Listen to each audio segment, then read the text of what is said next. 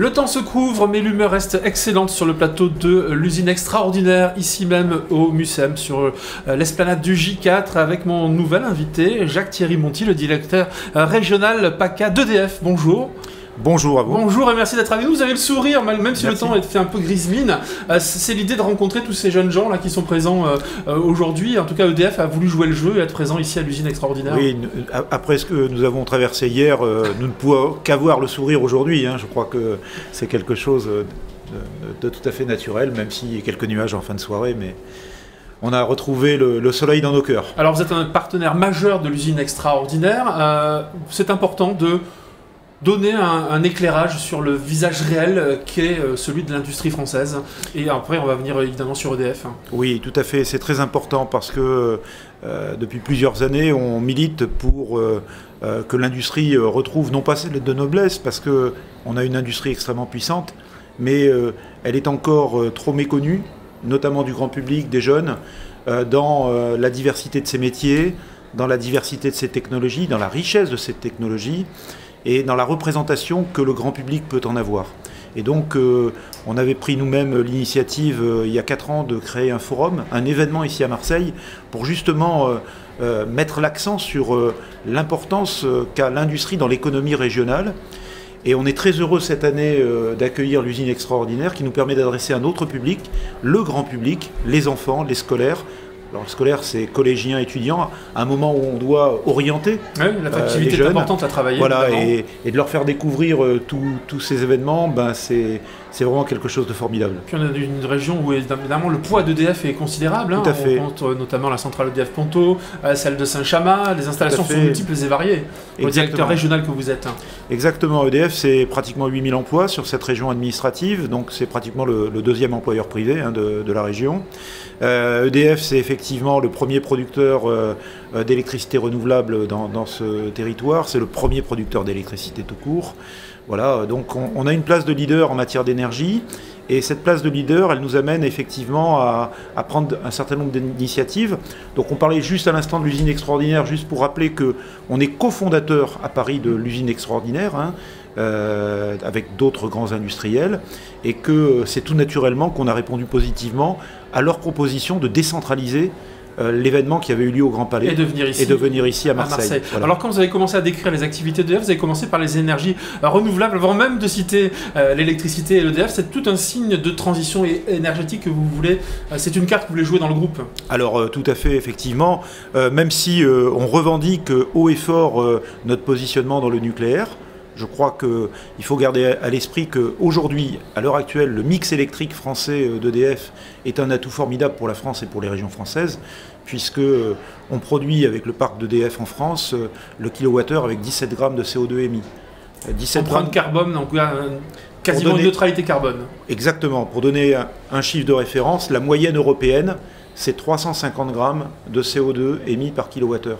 Donc vous voyez, c'est un atout considérable pour la France, et même si la volonté du gouvernement dans cette transition énergétique, c'est d'aller vers un rééquilibrage pour des raisons sociétales de l'énergie renouvelable et de l'énergie nucléaire, ça concourt quand même à maintenir, je dirais, ce mix électrique à un taux décarboné très important. Comment est-ce que vous travaillez justement cette transition énergétique? Comment est-ce que vous êtes déjà tourné vers les sources d'énergie de demain?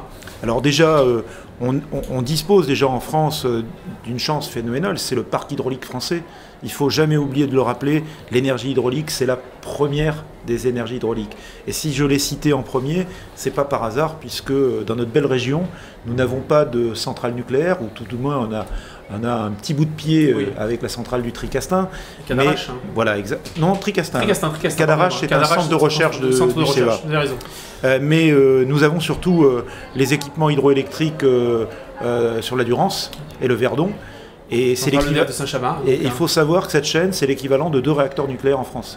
Puis également aussi une centrale au gaz désormais qui est passée du fioul au gaz. Exactement. À Martigues. Il y a plusieurs années, on avait pris la décision effectivement de renoncer au fioul et d'aller vers des énergies moins polluantes. Et dans les centrales thermiques, il n'y a pas le choix, c'est le gaz qui est effectivement le plus adapté dans cette situation. Et c'est une centrale qui concourt particulièrement à l'équilibre énergétique de cette région, puisqu'on produit 4 TWh sur les 20 TWh produits en région Provence-Alpes-Côte d'Azur. Alors quels autres types d'énergie renouvelable? On parle d'éolien flottant au large de Port-Saint-Louis-du-Rhône, également dans l'Aude, mais dans la région qui nous concerne. On parle de solaire, on parle de fermes solaires également. Vous travaillez sur ces domaines-là, hein? Ah oui, alors tout à fait. Alors d'abord, l'ambition gouvernementale, c'est dans les 10 ans, 10-15 ans qui viennent, c'est de doubler les capacités d'énergie renouvelable en place aujourd'hui en France, donc de passer on va dire de 50 gigawatts de capacité installée à plus de 100 gigawatts, 110, 120 gigawatts.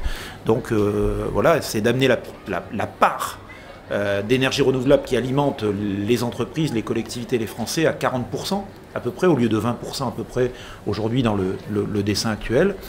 Et pour ça, il faut effectivement déployer des capacités. Alors ces capacités, nous, on considère qu'on a un rôle majeur à jouer, donc on a identifié un plan solaire.